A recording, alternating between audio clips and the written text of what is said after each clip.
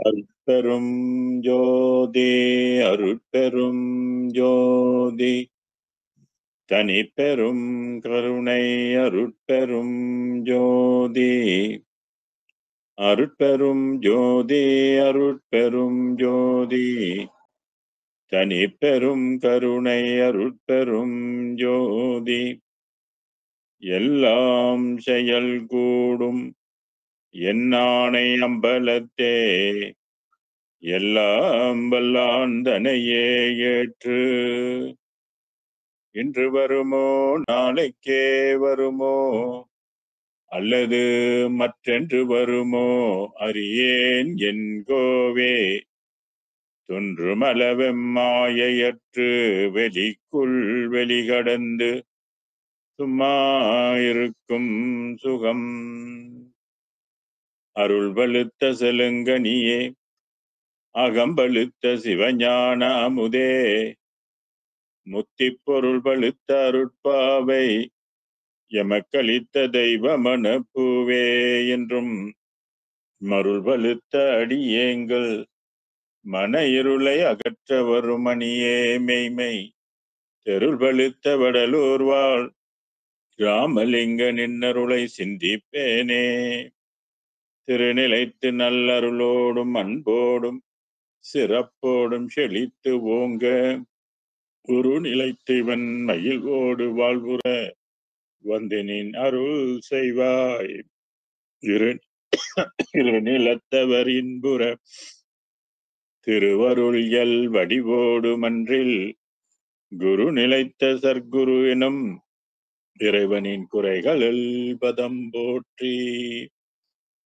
சாகா கலை கண்ட சதுரா வருக சாந்தம் என்னும் தவளக்கலையை உடுத்தமர்ந்த தலைவா வருக சர்க்குணர்க்கு வேகா காலை விளம்ப வந்த விபுவே வருக வெறுவிளக்காம் பின்பா உரைத்த தமிழ் தலைமை வேந்தே வருக வியநிலத்தில் வாகார் மொழியார் பற்றறுத்த பரமே வருக பக்திதனை பாரில் எவர்க்கும் படவிரிக்கும் பாங்கே வருக பல்காலும் பாகார் தெய்வ வடற்பதியின் வாழ்வே வருக ராமலிங்க வள்ளல் எனுமோர் மாணிக்க மணியே வருக வருகவே திருவிளங்க சிவயோக சித்தி எல்லாம் விளங்க சிவஞான நிலை விளங்க சிவ அனுபவம் விளங்க திருவிளங்கு திருத்தில்லை திருச்சிற்றம்பலத்தே திருக்கூத்து விளங்க ஒளி சிறந்த திருவிளக்கே உரு விளங்க உயிர் விளங்க உணர்ச்சியது விளங்க உலகமெல்லாம் விளங்க அருள் உதவும் பெரும் தாயாம் மறு விளங்கு குழல் வள்ளி மகிழ்ந்தொரு வாழ் விளங்க வயங்கு மணி பொது விளங்க வளர்ந்த சிவ கொழுந்தே அன்பெனும் பிடியுள் அகப்படும் மலையே அன்பெனும் குடில் புகும் அரசே அன்பெனும் வளைக்குட்படும் பரம்பொருளே அன்பெனும் கரத்த மரமுதே அன்பெனும் கடத்துள் அடங்கிடும் கடலே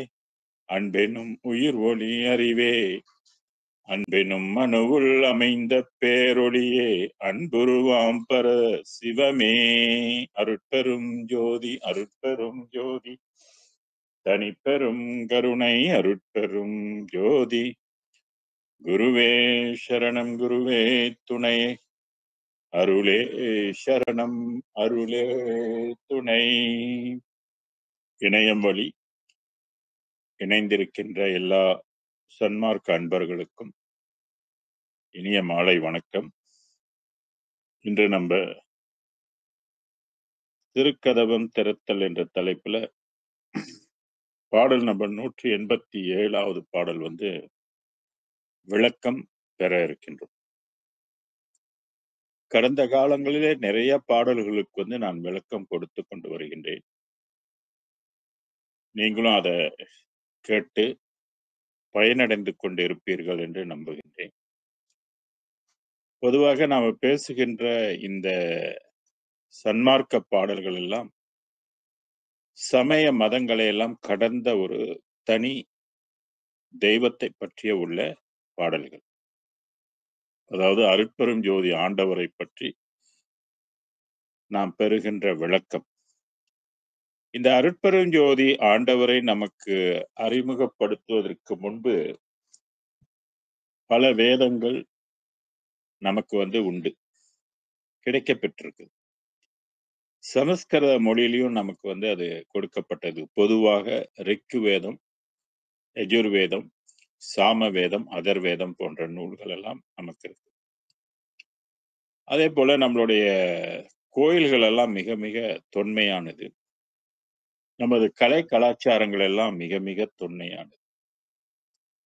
அந்த காலத்துல இறைவனை தவம் செய்து கண்டவர்கள் எல்லாம் நம்மளுடைய முனிவர்கள், ரிஷிமார்கள் தான். உள்ளபடி இறைவனை வெளியாகவும் ஒளியாகவும் கண்டிருக்கின்றார். அதான் ஒரு சித்தர் பாடல்ல வெட்ட வெளிதனை மெய்யென்று இருப்போர்க்கு பட்டயம் ஏதுக்கடி குதம்பாய் பட்டயம் ஏதுக்கடி. வெட்ட வெளி மெய் என்று இருப்போர்க்கு, மெய்னா உண்மை. அவர்களுக்கு அன்று கிடைத்த உலகம் பராபரை உலகம். அதுதான் அவங்களுக்கு மெய், உண்மை. மூலமந்திரம் என்பதும் பொய், மூவரும் பொய், ஐவரும் பொய், ஞாலம் என்று வாழ்வதும் பொய், 4 வேதம் ஆனதும் பொய், காலன் என்ற யமனும் பொய், காலறிந்து காலை நோக்கி மேலுலகம் சென்றவருக்கு வேறு தெய்வம் இல்லை. இது சிவவாக்கியருடைய பாடல். இவர் மேலுலகம் சென்றவருக்கு வேறுது. அந்த மேலுலகம் சொல்லக்கூடியது பராபரை உலகம். அந்த உலகத்தை அடைந்தவருக்கு வேறு தெய்வம் இல்லையே அப்படின்னு டிக்ளேர் பண்றார். அதுபோல திருவள்ளுவர் என்ன சொல்வார்னா, வையத்து வாழ்வாங்கு வாழ்வோம். இந்த வையம் என்பது வெளியை குறிக்கும். எந்த வெளி அப்படின்னு கேட்டீங்கன்னா, பராபரை வெளியை குறிக்கும். அதாவது வையத்து வாழ்வாங்கு வாழ்பவர், நித்திய வாழ்வாக ஒளி உடம்பை பெற்று வாழ்கின்ற வாழ்வுதான் தெய்வத்துள் வைக்கப்படும். அவங்கதான் தெய்வமாக வாழ்கின்றார்கள். இப்படி நிறைய பாடல்கள் சித்தாந்தத்துல சித்தர்கள் மூலமாக நமக்கு வெட்ட வெளி உலகத்தை பற்றி நமக்கு அகஸ்தியர் எல்லாம் சொல்லியிருக்கிறார். சுப்பிரமணியர் ஞானத்திலும் வெட்ட வெளிகளை பற்றி பேசப்பட்டிருக்கு. அந்த வெட்ட வெளி சொல்வதற்கு எப்படி சொல்லுவது, மக்களுக்கு எப்படி புரியும்? கண்ணுக்கே புலப்படாது. இப்ப உதாரணத்துக்கு திருமூலருடைய பாடல்ல இந்த ஆன்மா வெட்ட வெளியாக இருக்கும். ஆன்மாவையே வெட்ட வெளி என்று தான் சொல்லுவார். அதனுடைய சைஸ் எவ்வளவு நுண்ணியது, எவ்வளவு சிறியது அப்படின்னு நம்ம சிந்திக்கும் பொழுது, மேவிய சீவனின் வடிவது சொல்லிடில் சீவனுடைய வடிவத்தை சொல்ல போனால் கோவின் மயிரொன்று 100 கூறிட்டனர். மேவிய கூறது 1000 ஆயினால் ஆவியின் கூறு 100,001.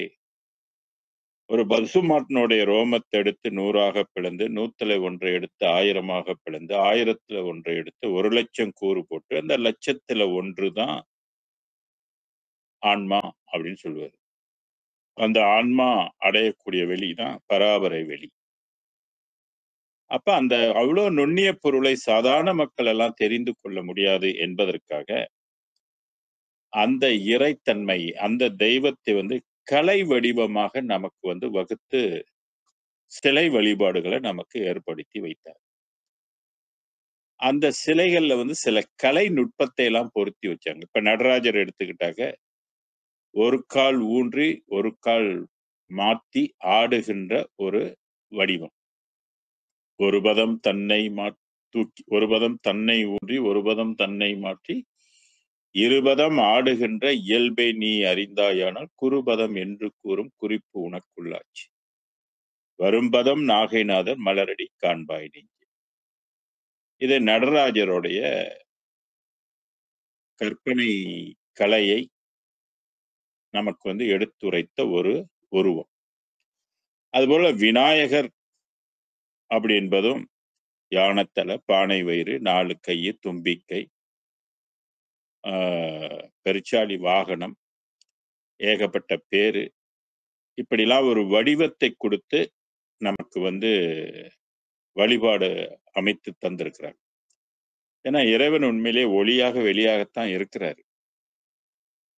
ஆனால் அதை வந்து நம்ம கண்ணுக்கு புலப்படாது என்பதற்காக அதை கலை வடிவமாக நமக்கு எடுத்து கற்பனையாக நமக்கு வந்து கலை வடிவத்துல கொடுத்திருக்கிறாங்க.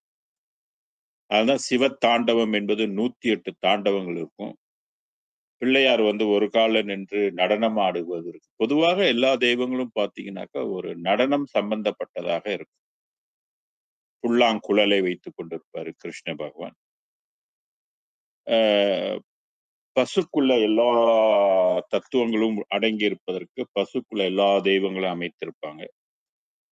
சக்தியை வந்து வெளிப்படுத்துவதற்கு புலி மேல, சிங்கத்து மேல, சூலாயுதம், இப்படி கத்தி, கோடாலி இந்த மாரி எல்லா வெப்பன்ஸுங்களையும் தெய்வத்துக்கு பொருத்தி கொடுத்திருப்பாங்க.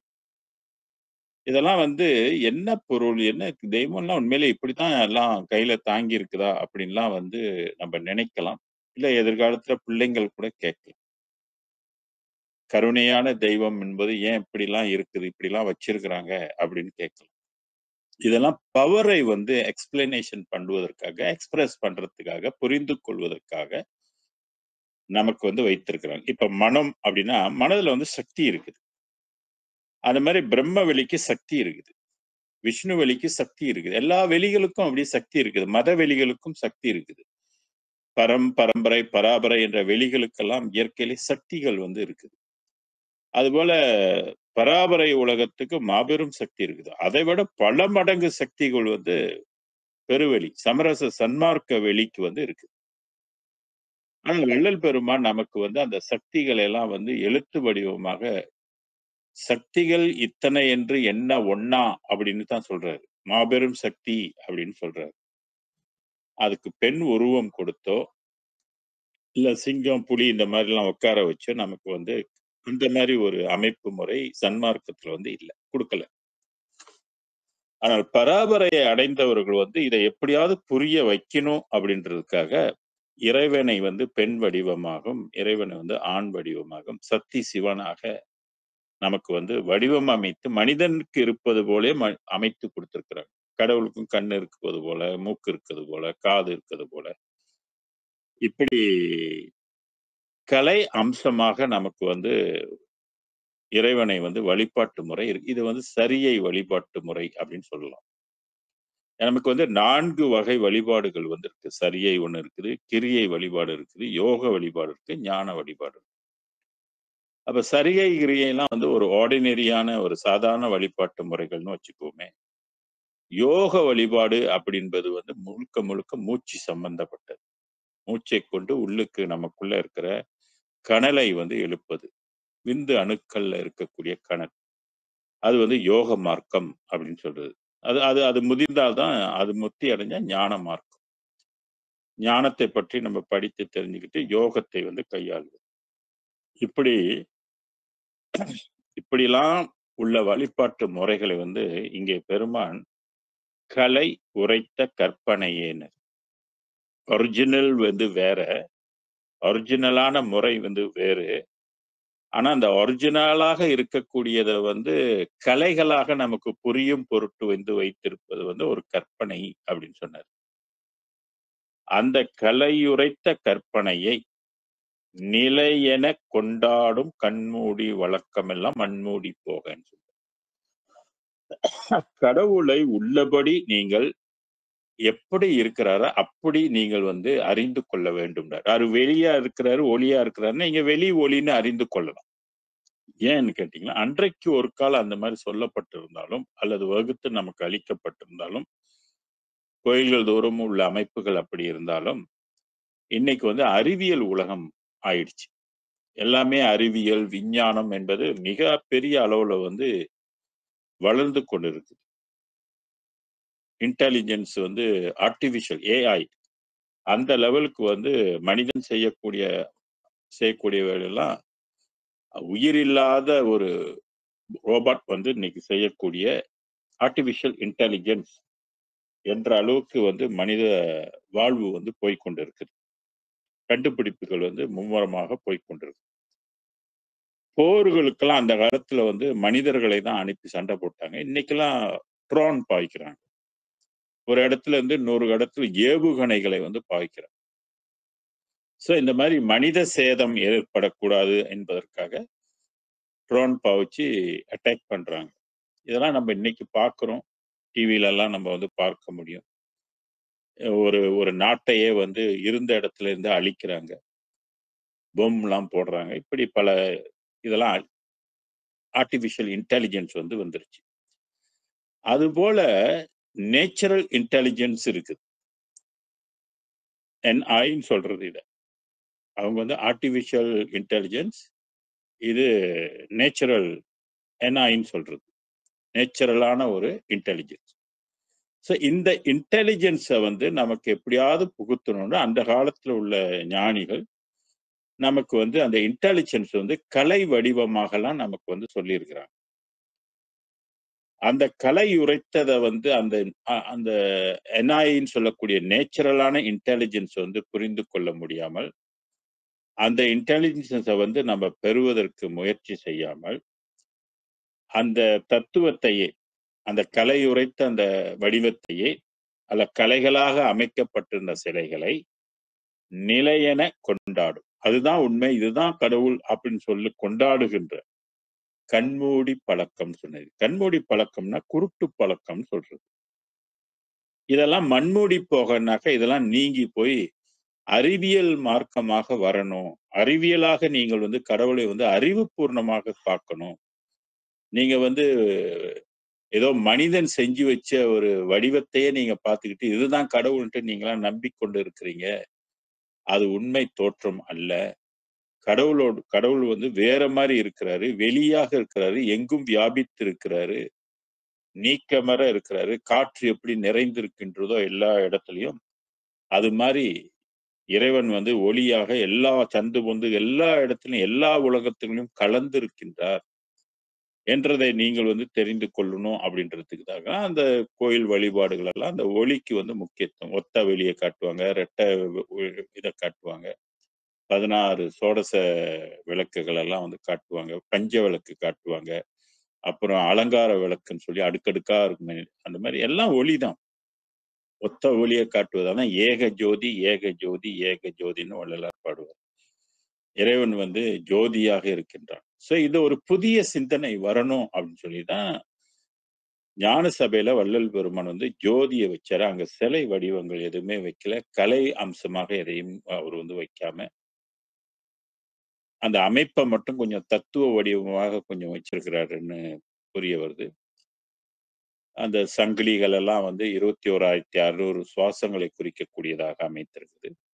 அந்த முன்னுக்கு இருக்கிற அந்த படிகள் கூட 5 படிகள் வந்து 5 பஞ்சபூதங்களை கடந்து அப்படின்னு சொல்லக்கூடிய அமைப்புல எல்லாம் இப்படி நம்மளுடைய பழமை வாய்ந்த கோயில்கள் எல்லாம் வந்து கலை அம்சம் கொண்டு கலை கலையை வந்து அது என்ன கலை அப்படின்னு கூட நம்ம இன்னும் கொஞ்சம் ஆழமா அதை சிந்திச்சா பொதுவாக வாசிக்கலை தான் ரொம்ப ரொம்ப முக்கியமானது. அந்த வாசி கலையை வந்து எப்படி காலை அடிப்படையாக கொண்டு காட்டுவோம்.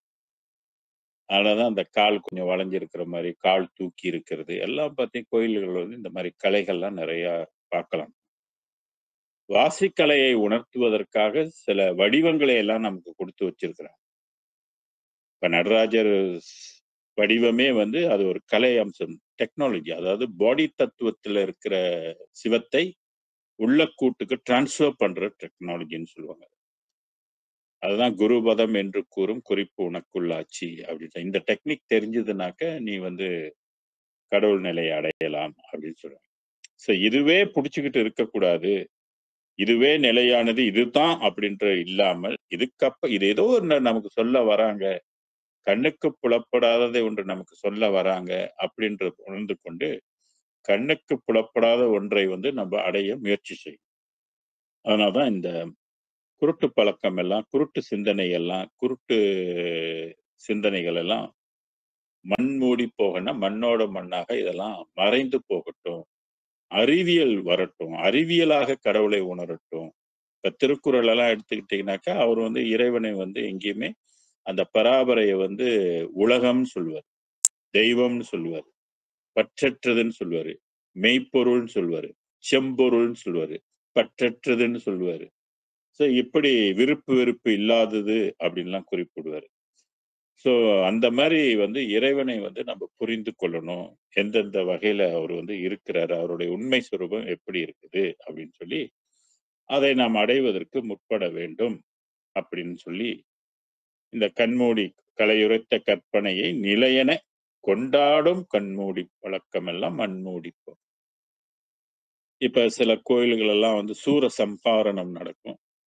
இப்ப சில இடத்துல வந்து நவராத்திரி வந்தாக்கா, அதுவும் அதெல்லாம் தத்துவங்கள வந்து காட்டக்கூடியதா இருக்கும். அந்த 10வது நாளு விஜயதசமி என்றது அம்பு விடுறது நாளு.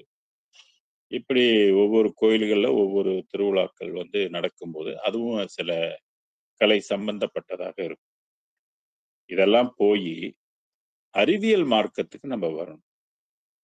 அதான் "மலைவரு சன்மார்க்கம் ஒன்றே, நிலைபெற மெய் உலகம்ன்னு" சொன்னாரு. மலைன்னா உயர்ந்ததுன்னு அர்த்தம். மலைவரு எது உயர்ந்தது அப்படின்னா, சன்மார்க்கம் வந்து உயர்ந்தது அப்படின்னு சொல்ல வர்றார். ஒன்றே அப்படின்னா, அது ஒன்று தான் உயர்ந்தது அப்படின்னு சொல்ல வர்றாரு. அது மலைவரும் சன்மார்க்கம் ஒன்றே நிலை பெற. அந்த நிலை பெற அப்படின்னா, நிலையான வாழ்வு வந்து பெறுவதற்கு. ஏன்னா நம்ம வாழ்வு தான் அனித்திய வாழ்வா இருக்கு இல்லையா? மற்ற உலகத்து வாழ்க்கை எல்லாமே அனித்திய வாழ்வு என்பது நம்ம படிக்கிறோம். அப்ப மெய்யான வாழ்வு, நிலையான வாழ்வு பெற மெய் உலகம் வாழ்ந்தோங்கன்னு சொன்னாரு. மெய் உலகம்னு இந்த இடத்துல சொல்லுவாரு. உண்மையான உலகம். இப்ப நம்ப வாழ்ற உலகம் வந்து பொய் உலகம். என்னடா நம்ம தான் வாழ்ந்துகிட்டு இருக்கிறோமே, இது எப்படி பொய்ன்னு சொல்றீங்க? பொய்ன்னா இருக்கக்கூடாதே அப்படின்னு. இதெல்லாம் ஒரு காலத்துல இல்ல. இந்த மாரி ஒரு பூமி என்பது ஆரம்பத்துலலாம் இல்ல. அதுக்கப்புறம் தான் பூமியெல்லாம் உண்டானுச்சு. அப்ப இந்த பூமி வந்து உண்டாகும்போது, இந்த பூமியும் பலதரம் அழிந்தும் போயிருக்குது. காண்பது அழிந்து போகும், காயமும் அழிந்து போகும், ஊன்பொருள் அழிந்து போகும், உலகமும் அழிந்து போகும் என்பது சித்தர்களுடைய பாடல். அததான் எதுவுமே நிலையானதா அப்படின்னா நிலையானது இல்ல. ஒரே ஒரு உலகம் மட்டும் தான் நிலையானது. அது சமரச சன்மார்க்க உலகம் மட்டும் தான் நிலையானது என்பது 12வது அறிவு நிலையிலிருந்து பார்த்தா தான் அது வந்து தெரியும். மற்றது எல்லாமே வந்து ஒரு காலத்தில் இருந்து, ஒரு காலத்தில் அது இல்லாமல் போகும். ஒரு காலத்தில் இருந்து அருள் பாலித்து, ஒரு காலத்தில் அது அருள் பாலிக்க முடியாமல் போயிரும்.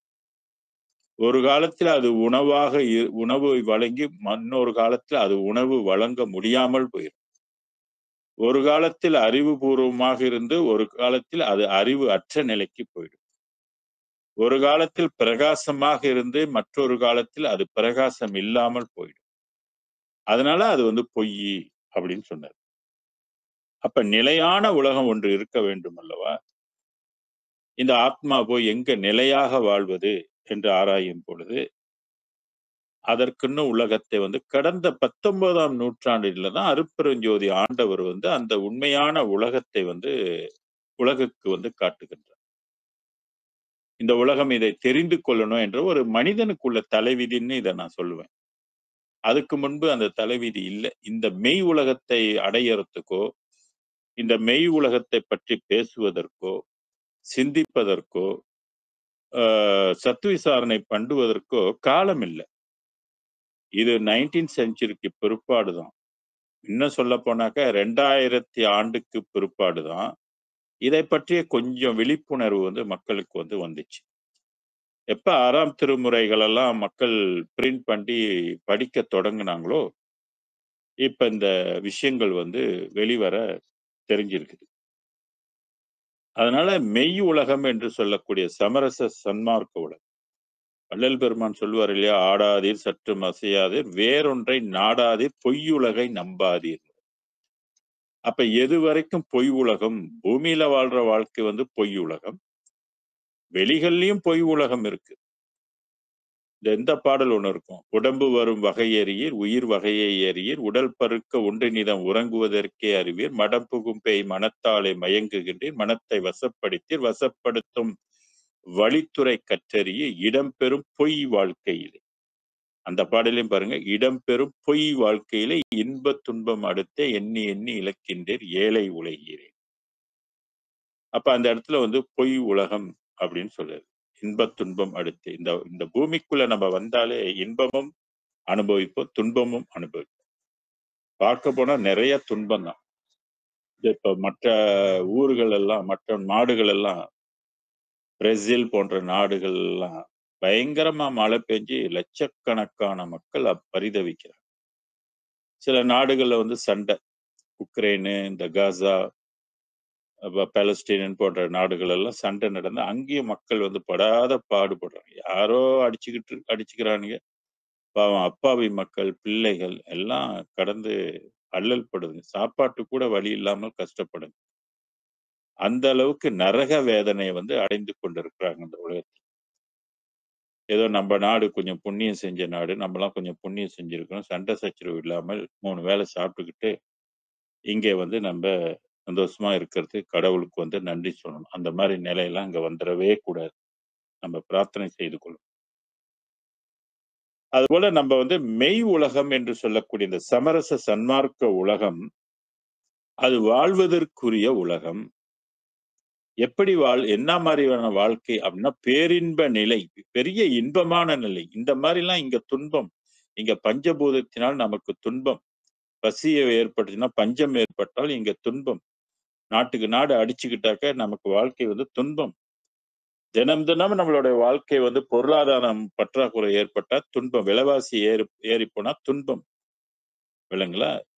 பிள்ளைங்க நம்ம பேச்ச கேட்கலன்னா துன்பம்.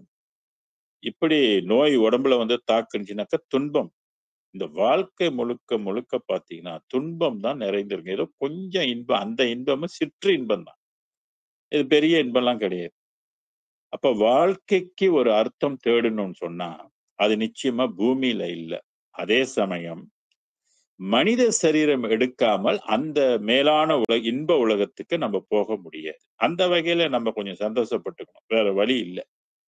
ஏன்னா கடவுள் இந்த உடம்பை நமக்கு கொடுத்ததுனால தான், இந்த மாரி உலகங்கள்லாம் இருக்கு என்பது நமக்கு தெரிய முடிஞ்சது இல்லைங்களா?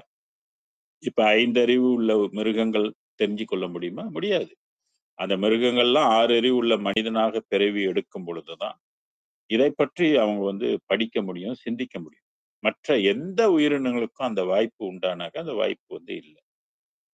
அதனால தான் பெருமான் இங்கே சொன்னாரு, "மலைவரும் சன்மார்க்கம் ஒன்றே." அதுல இதுக்கு முன்பு பல சமய மதங்கள்லாம் இருந்து, சன்மார்க்கத்துக்கு முன்பு 6 அந்தங்கள் இருந்து, சித்தாந்தம், வேதாந்தம், போதாந்தம், யோகாந்தம், கலாந்தம், நாதாந்தம் போன்ற அந்தங்கள்லாம் இருந்து, அந்தந்த அந்தங்கள் மூலமாக நெறிகளை கடைப்பிடித்து, வழிகளை கையாண்டு, பல கோடி பேர் போய் விண்ணுலக வாழ்க்கைக்கு போயிருக்கிறாங்க.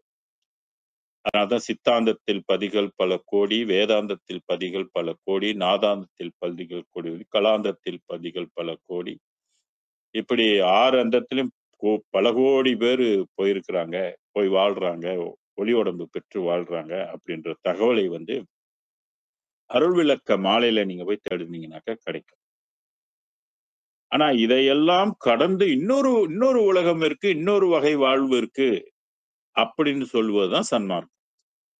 அதுதான் மெய் உலகம்னு அத சொன்னார். மற்ற உலகங்கள் எல்லாம் ஒரு காலத்தில் இருந்து ஒரு காலத்தில் அழிந்துவிடும். அங்க இருக்கிற ஒளி, பிரகாசம் எல்லாம் குன்றிவிடும். அது குன்றுவதனால் மரணம் சம்பவிக்கும் சொல்றார். எல்லா உலகத்துக்கும் மரணம் வரும்னு சத்தியம் பண்டி ஒரு பாடல்ல சொல்லியிருப்பாரு. நீங்கலாம் படிச்சிருப்பீங்க.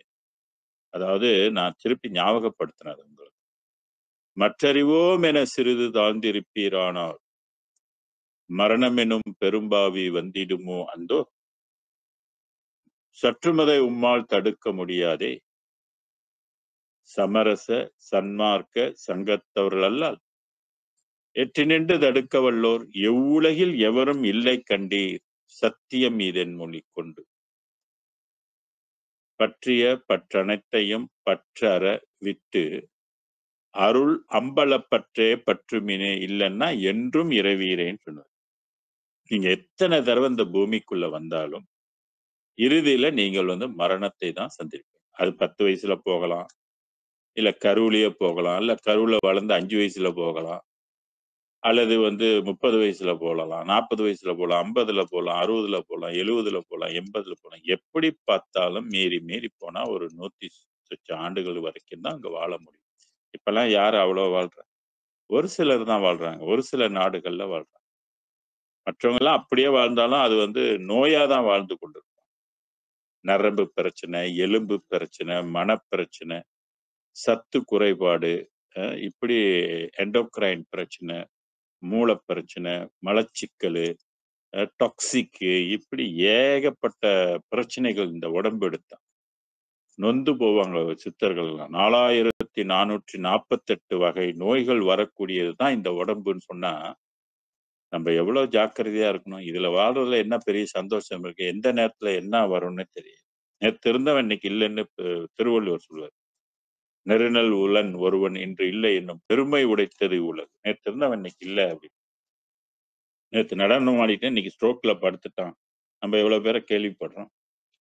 அதனால மெய்யான உலகத்துக்கு நம்மலாம் போய் வாழ்வதற்கு முயற்சி செய்தால் நமக்கு நம்மளுடைய பிறவி பயனான பிறப்பாக அமையும்.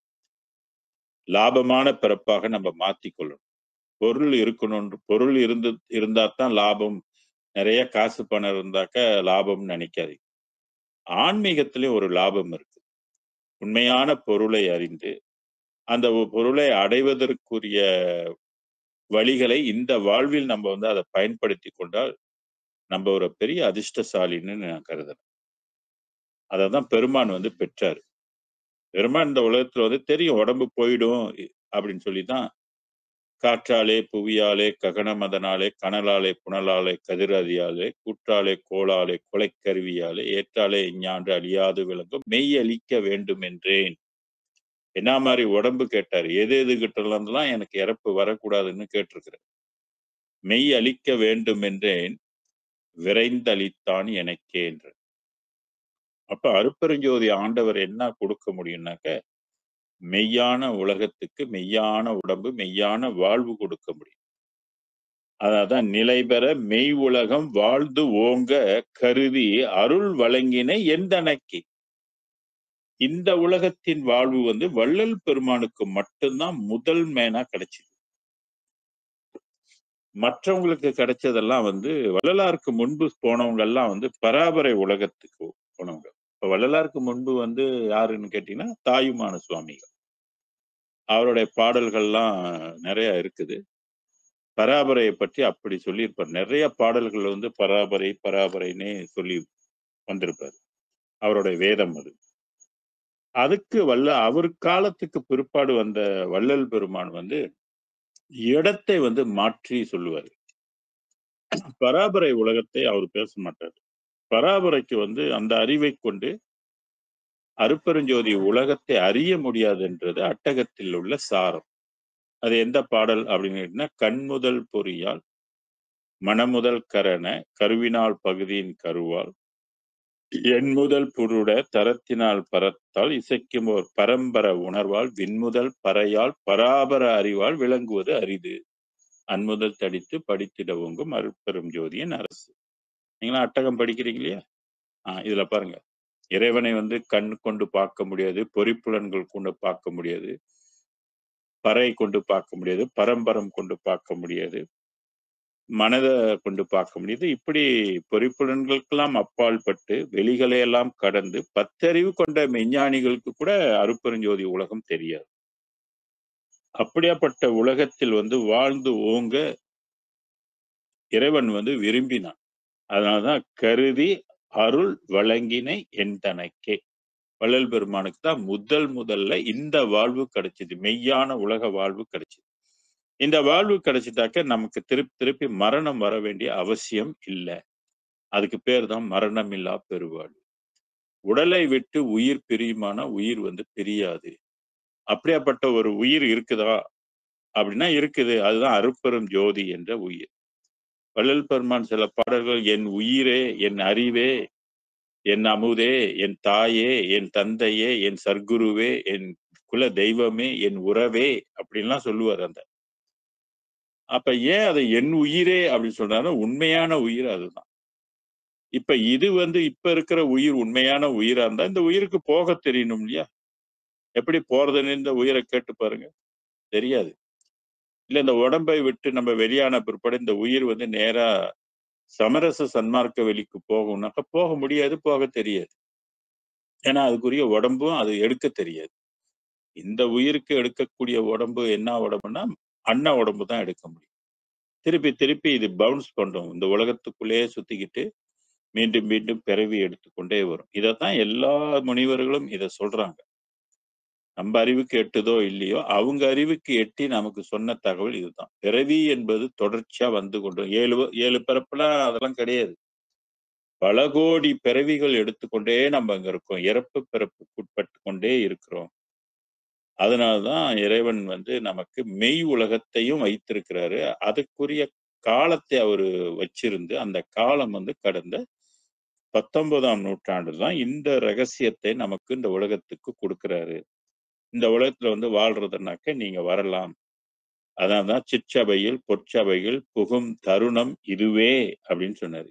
இதற்கு முன்பு எல்லாம் போனதெல்லாம் பராபரை உலகம். அந்த உலகத்துக்கு தான் போகக்கூடிய கட்டாயம் அது. நீங்க அதுக்கு முன்பெல்லாம் யாரும் இந்த உலகத்துக்குள்ள வந்திருக்கிறதுக்கு வாய்ப்பே இல்ல. யாரும் வரல. அருட்பெருஞ்சோதி ஆண்டவருடைய பிள்ளையாக யாரு யாரச் சொல்லுது அப்படின்னாக்க, வள்ளல் பெருமானை தான் குறிப்பிடுறாரு. அருட்பெருஞ்சோதி ஆண்டவர். அதனால தான் பேருலகெல்லாம் மதிக்கன்னு சொன்னேன். இந்த பேருலகம் அப்படின்னு சொல்றது எதுன்னு கேட்டீங்கன்னா, பராபரை உலகம். மதிக்க தன் பிள்ளை என்று பெயரிட்டு அழைத்து அப்ப அத்தனை கோடாகோடி முனிவர்களும் மதிக்கக்கூடிய மனிதனாக, தெய்வமாக வள்ளல் பெருமான் விளங்குகின்றார். அதனால்தான் வள்ளல் பெருமான் இந்த பாடலை நமக்கு வந்து வழங்கி இருக்கின்றார். கலையுரைத்த கற்பனையை நிலையென கொண்டாடும் கண்மூடி வழக்கமெல்லாம் மண்மூடி போகன்னு சொல்லிட்டு, எது நமக்கு நிலை பெறுகின்ற வாழ்வை பற்றி சொல்றாரு. மலைவொரு சன்மார்க்கம் ஒன்றே நிலை பெற மெய் உலகம் வாழ்ந்தோங்க கருதி அருள் வழங்கின எந்தனக்கு. அப்ப இனி இந்த உலகத்துல பிறந்த ஒவ்வொரு உயிரும் உய்யனும் நித்திய வாழ்வு பெறணும் மரணமில்லா பெருவாழ்வும் என்ற ஒரு அறிவு நிலைக்கு வந்துட்டாங்கன்னா அவங்களுக்கு உள்ள வழிபாடு எது? சன்மார்க்கம் தானே, சமயம் கிடையாது. ஏன்னா இது சமய மதம் எல்லாம் கடந்தது இல்லையா? அப்ப நீங்க தெரியணும் நம்மள கடவுள் எப்படி மாட்டி விட்டுருக்கிறான், எப்படி நம்மளை இயக்கிக்கிட்டு இருக்கான்னு தெரிஞ்சுக்கிட்டா அருட்பெருஞ்சோதியை விட்டா நமக்கு வேற தெய்வம் இல்லை. இதத்தான் வந்து தற்சுதந்திரமின்மையிலையும் நமக்கு சொன்னார். சாவதென்றும் பிறப்பதென்றும் சாற்றுகின்ற பெரும் பாவம் தன்னை எண்ணி நோவதென்று புதிதென்று என்றும் உள்ளதால் இந்த நோவை நீக்கி ஈவது மன்றிடை நடிப்போய் நின்னாலே ஆகும் மற்ற இறைவராலே ஆவது ஒன்று இல்லை என்றால் அந்தோ இச்சிறிய நாள் அவர் 1:6-4 இந்த பாடல் குறிச்சு வச்சுக்கோங்க, தேடி பாருங்க. மற்ற அது என் தனக்கேன்னு சொல்லிட்டு உழைவரும் இப்பொழுதே நல் தருணம் என நீயே உணர்த்தினை. அதாவது அந்த நிலையை பெறுகின்ற காலம் இப்பொழுதுதான் அப்படின்னு சொல்றாரு. உழைவரும் இப்பொழுதே நல் தருணம் என, இதுதான் நல்ல தருணம், நீ அடைவதற்குரிய ஒரு காலம், இந்த உண்மையை உலகெல்லாம் தெரிந்து கொள்வதற்குரிய நேரம் அப்படின்னு சொல்லி இந்த பொழுதை சொல்றாரு. இப்பொழுதேன்ற.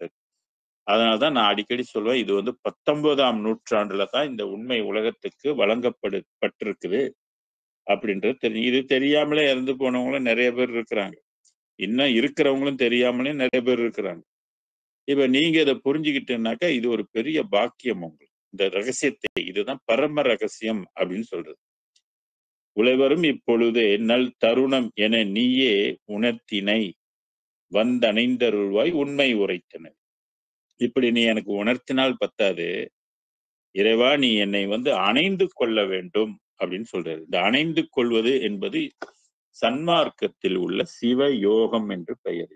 தானே வந்து இறைவன் உள்ளுக்கு புகுந்து கொள்வது, உள்ளத்தில் புகுந்து கொள்வது, உயிரில் கலந்து கொள்வது, மனதில் கலந்து கொள்வது, அப்புறம் ஆன்மாவில் கலந்து கொள்வது, அப்புறம் இன்னும் சிந்தையில கலந்து கொள்வது, எலும்புக்குள்ள கலந்து கொள்வது, நரம்புக்குள்ள கலந்து கொள்வது, இப்படி எல்லா பகுதிகளிலும் வாக்குல கலந்து கொள்வது, நாக்குல கலந்து கொள்வது. இது அப்படியே உள்ளுக்குள்ள கலந்து, கலந்து, கலந்து டோட்டல் பாடிக்குள்ள எல்லாத்துலயும் கலந்து கொள்ளும். அதனாலதான் முதல்ல நீ வந்து "அணைய வாரீர் என்னை அணைய வாரீர் அணிவளர்ச்சிச் சம்பலத்தீர் அணைய வாரீர்" அப்படின்னு சொன்னாரு.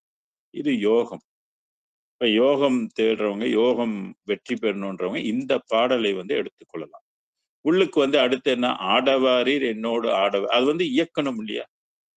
இப்ப நம்ம சாப்பிட்ட உணவு வந்து உள்ளுக்கு இருந்து ஒரு இயக்கம் இயங்குது. அதனால தானே உடம்பு வளருது, உடம்பு நிலைத்திருக்குது. அப்புறம் அந்த செல்ஸ் எல்லாம் செத்து போகுது. ஏதோ ஒரு இயக்கம் நம்மளை நித்தியமாக வாழ்வதற்கு இல்லாத ஒரு இயக்கம் நம்மளை செயல்படுத்திக் கொண்டிருக்கு.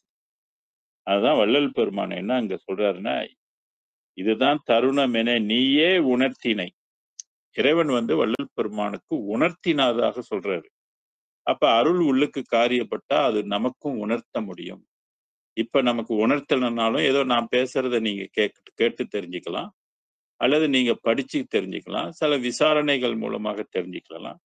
ஆனா அருள் உள்ளுக்கு காரியப்பட்டுச்சுன்னா, சொந்தமாவே நீங்க எல்லாமே தெரிந்து கொள்ள முடியும். வள்ளலாருக்கு உணர்த்தினது போல உங்களுக்கும் அது உணர்த்த முடியும்.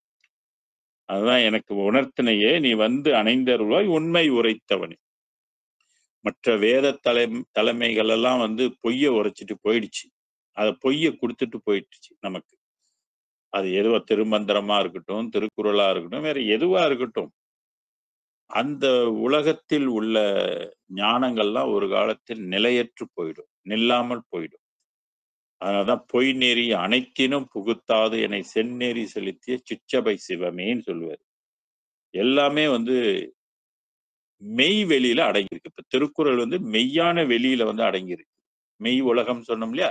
அந்த உலகத்துல திருமந்திரம் இருக்குது, திருக்குறள் இருக்குது, பைபிள் இருக்குது, குரான் இருக்குது. இன்னும் என்னென்னலாம் இருக்குதோ அகநானூறு, புறநானூறு, ரிக்கு வேதம், யஜுர்வேதம், சாவதவேதம் எல்லா வேதங்களும் வந்து எதுக்குள்ள அடங்கி இருக்குன்னாக்க, அந்த மெய் உலகத்துக்கு வந்து எல்லாமே அடங்கி இருக்கு. அதனாலதான் உண்மை உரைத்தவனே அப்படின்னு இறைவனை வந்து சில பாடல்கள் இருக்கு இல்லையா? எனக்கு உண்மை உரைத்தருளே, எனக்கு உண்மை உரைத்தருளேன்னு 10 பாடல்கள் வந்து இறைவனை வந்து கேட்பாரு. நீ பொய்ய கிய்ய எனக்கு குடுத்துறாதப்பா, மெய்ய குடு அப்படி. ஏன்னா மெய் கொடுக்கக்கூடிய ஒரு காலம் இது வந்துருச்சு. அதனாலதான் அது அருட்பெருஞ்சோதி ஆண்டவர் வந்து வெளிப்பட்டிருக்கிறார். சிலை நிகர் வன் சிலை நிகர் சிலை என்பது கற்சிலை. சிலைகள் எல்லாம் எதுல செய்றாங்க? எல்லாம் கல்லுல தானே செய்றாங்க. கருங்கல்லுல வந்து செய்வாங்க. அது சிலைக்கு நிகரான வன் மனம் கரைத்து நல்லா கவனிங்க பாருங்க. சிலை நிகர் அப்படின்னு சொல்லும்போது, மனம் வந்து சாதாரணமா கரையாதுங்க. மனதை வந்து கரைப்பதற்கு வந்து உலகத்துல வந்து எந்த பொருளை கொண்டும் நீங்க கரைக்க முடியாது. திருவருளை கொண்டு தான் மனதை வந்து கரைக்க முடியும். வள்ளலாருக்கு முன்பு சித்தர்கள் எல்லாம் மனதை எப்படி கரைத்தாருங்கனாக்கா, இது மூலாதாரத்துல இருக்கிற கனலை எழுப்பி 12 ஆண்டுகள் அந்த கனலை சேர்த்து உள்ள கூட்டுல வச்சு அந்த மனம் கரைந்து போனது. அந்த மனம் கரைந்தாதான் பிரம்மவெளி கிடைக்கும். பிரம்மவெளி கரைந்தாதான் விஷ்ணுவெளி கிடைக்கும். விஷ்ணுவெளி கரைந்தாதான் ருத்ரவெளி கிடைக்கும். ருத்ரவெளி கிடைத்தாதான் அப்படியே ஒண்ணொண்ணா படிப்படியா நம்ம போகணும். கரைந்து, கரைந்து, கரைந்து தான் அது அடுத்தடுத்துன்னு நம்ம கடந்து போக முடியும். அதுக்கு அடிப்படையாக எது இருக்குன்னாக்கா மனம் தான். தடுத்துக்கிட்டு இருக்கிறது நம்ம மற்ற உலகத்தை பார்க்க முடியாம, சந்திக்க முடியாம, பேச முடியாம, உணர முடியாம எது வைத்துக்கிட்டு இருக்குன்னாக்கா மனம் தான். இதத்தான் திருமூலர் அன்னைக்கே சொன்னாரு. "மனமாயை தான் மாயன்னாரு." இந்த மனம் செத்து போகணும்னு சொன்னாரு. மனதை எப்படி சாகடிக்கிறது? மனுஷன வேணுமா சாகடிக்கலாம், சுட்டு தள்ளலாம். ஆனா மனதை சுட்டு தள்ள முடியுமா? மனிதனை உயிரோட கூட வச்சு கொளுத்தலாம். ஆனா மனம் செத்து போகுமா? செத்து போகாது. மனிதனை உயிரோட புதைக்கலாம். மனதை புதைக்க முடியுமா? முடியாது. என்னதான் பண்ண முடியும் இந்த மனதை? என்ன பொருள் இருக்குது இந்த மனதை வந்து எரிக்கிறதுக்கோ, சுடுறதுக்கோ? நீங்க எல்லாமே ஒரு பொம் போட்டா கூட மனம் வந்து செத்து போகாது. அப்படி எந்த ஒரு புறப்பொருளால் அழிக்கப்படாத ஒரு மனதை வந்து இந்த உயிர் நமக்கு செஞ்சு குடுக்குது. அதுதான் பெரிய அதிசயம் பாருங்க. இந்த உயிர் இந்த உடம்பையும் செஞ்சு குடுக்குது, மூளைய செஞ்சு குடுக்குது, நரம்பு செஞ்சு குடுக்குது, எலும்பு செஞ்சு குடுக்குது, கிட்னி செஞ்சு குடுக்குது, வயிறு செஞ்சு குடுக்குது, கண்ணு செஞ்சு குடுக்குது. இருதயம் செஞ்சு கொடுக்குது, வயிறு செஞ்சு கொடுக்குது, குடலு செஞ்சு கொடுக்குது. என்னென்னமோலாம் இந்த உடம்புல என்னென்ன உறுப்புகள். லிவர செஞ்சு கொடுக்குது, ஸ்பிளீன் செஞ்சு கொடுக்குது, கிட்னி செஞ்சு கொடுக்குது. இதுக்கெல்லாம் வந்து கண்ணுக்கு பார்க்கக்கூடியதை செஞ்சு கொடுக்குது. கண்ணுக்கு பார்க்க முடியாதத இந்த மன உடம்பையும் இது செய்து தருது. இந்த மனம் தான் முழுக்க முழுக்க மாயை. ஏன்னா நம்ம வாழ்ற உலகமும் மாயை. இப்ப மாயையாக தான் நம்ம இருக்கு. இந்த மாயை என்ற உள்ளம் வந்து இருள் வெளி அப்படின்றது பொருள்படும். அந்த மனதை வந்து கரைக்கணும். மனதை கரைத்தால் தான் உங்களுக்கு அடுத்த வெளிகள் எல்லாம் உங்களுக்கு நமக்கு வந்து தெரிய வரும். அதனால தான் சிலை நிகர் வன்னாலே பொல்லாதன்னு அர்த்தம். மனம் கரைத்துன்னு அர்த்தம். அப்ப மனம் கரையிறது என்பது சாதாரண விஷயம். நம்ம வந்து மனத கரைக்காம, அஸ்தி கரைச்சுக்கிட்டு உட்கார்ந்திருக்கோம். ஒரு ஆள் இறந்து போனோனே கொளுத்திட்டாங்கன்னா என்ன பண்ணுவாங்க தெரியுங்களா? 3வது நாள் போயி பாலெல்லாம் தெளிச்சு, சாம்பிராணி சூடஞ்சாம்பிராணிலாம் போட்டுட்டு, இந்த வலது கைய ஊனி, இடது கையில வந்து ஒரு சின்ன சட்டியில பானையில ஏதோ வச்சு அந்த எலும்புகள் எல்லாம் தூக்கி என்ன பண்ணுவாங்கனாக்க, கலெக்ட் பண்ணுவாங்க. கலெக்ட் பண்ணி அதெல்லாம் வச்சுட்டு கொண்டு போய் கங்கையிலயோ, மற்ற மற்ற ஓடும் நதிகள்லயோ, பொட்டிக்ஷன்லயோ, கடல்லயோ, இப்படி கொண்டு போய் டெம்பிள் ஸ்பாட்லயோ அந்த மாரி இடங்கள்ல கொண்டு போய் என்ன செய்வாங்க, இவங்க போய் அஸ்தி கரைப்பாங்க. உண்மையிலேயே அஸ்தி கரைச்சு யாரும் மோட்சம் அடைய முடியாது. அது மனதை வந்து கரைக்க வேண்டும். அதனால தான் அந்த மனத கரைக்கிறதுக்கு இப்படி புறத்துல வந்து மனம் கரையும். மனமே கரையுதுன்னு அஸ்திலாம் கரையாம இருக்குமா? எல்லாத்தையும் கரைத்தது. அது வள்ளலார் சொல்வாரு, "தோலெல்லாம் குலைந்திட சூழ் நரம்பனைத்தும் நெக்கு நெக்கு எழுந்திட என்பலாம் உருகிடேன்னு" சொல்வாரு. எலும்பு உருகும் அது. இப்படி வன்மனம் கரைத்து திருவமுதம் அளித்தோயினார். நாம வந்து உய்யணும் அப்படின்னு சொன்னாக்க, இந்த பூமியில விளைகின்ற உணவ சாப்பிட்டெல்லாம் உய்ய முடியாதுங்க. இந்த உணவுன்னு சொல்லக்கூடியது அமுதம் என்று திரு அமுதம் சொல்றாரு. திருனாலே சிறப்புமிக்க, உயர்ந்த. அமுதம்னா ஒளி அமுதம்னு பேரு இதுக்கு. இந்த ஒளி அமுதம் அளித்தோய். இந்த உணவு உண்டு தான் போகணும் என்பதற்காக தான் நம்மலாம் இறந்தவங்களுக்கு வந்து படையல் போட்டிருக்கோம். இந்த காலையில பசியார வைப்பாங்க, மத்தியானம் சாப்பாடு போவாங்க, ராத்திரிக்கு ஏதாவது பலகாரம்லாம் வச்சு ஒரு 7, 8 நாளைக்கு பண்ணுவாங்க. அப்புறம் 8லேருந்து அங்கிட்டு ஒரு 16 நாளைக்கு வந்து பண்ணுவாங்க. இதெல்லாம் ஏன் பண்றாங்க? இறந்தவன் சாப்பிட போறான்னு நினைச்சுக்கிட்டா செய்றாங்க? சாப்பிட தான் முடியுமா? என்ன அன்ன உடம்பா இருக்குது? இதெல்லாம் ஒண்ணும் கிடையாது. இது என்ன அர்த்தம்னு கேட்டீங்கன்னா, இதுவும் ஒரு கலை உரைத்த கற்பனை மாரி தான். ஒரு தத்துவம் அடிப்படையில உள்ளதுதான். என்னன்னா, அமுதம் உண்டு தான் போகணும் அப்படின்றதுக்காக, இப்ப நம்ப அறிவுக்கு அமுதம்னாக்க, சரி உணவுன்னு சொல்லிட்டு நம்ம உணவு, பலகாரம் அவங்க என்னென்னலாம் விரும்புனாங்களோ, அத வச்சு நம்ம படைத்துக் கொண்டு இருக்கிறோம். 16 வரைக்கும் இதெல்லாம் செஞ்சுகிட்டு இருப்போம். அப்ப 16க்கு அம்புதான் அவங்க எங்க போய் சாப்பிடுவாங்க? சிந்திச்சு பாருங்க. ஆக திருவமுதம் அளித்தோய் அப்படின்னு சொல்றது வந்து என்னான்னு கேட்டீங்கன்னாக்கா, அமுதம். அது வந்து ஒளி உணவு. ஒளி ஒளி உடம்பு வளரணும்னா ஒளி அமுதம் உண்ணணும். அதான் திருவமுதம் அளித்தோய் சித்த சிகாமணியே என் திருநட நாயகன். திருநட அந்த திருநடம் என்பது மைக்ரோசாஃப்ட் சொல்றது. கண்ணுக்கே புலப்படாத ஒரு இயக்கம். மிக மிக நுண்ணிய இயக்கம். போன்ல எல்லாம் மைக்ரோசாஃப்ட் இருந்தா தானே பயன்படுத்த முடியும். நம்ம போனை இயக்குறோம்னாக்கா எல்லாமே சாஃப்ட்வேர் தானே இயக்கம். இன்னைக்கு உலகம் முழுதும் எல்லாம் டிஜிட்டல்ல தானே இயங்கிக் கொண்டு இருக்குது, போய் கொண்டு இருக்குது, வளர்ச்சி அடைஞ்சு கொண்டு 5Gக்கு வரைக்கும் போயிடுச்சு இல்லையா?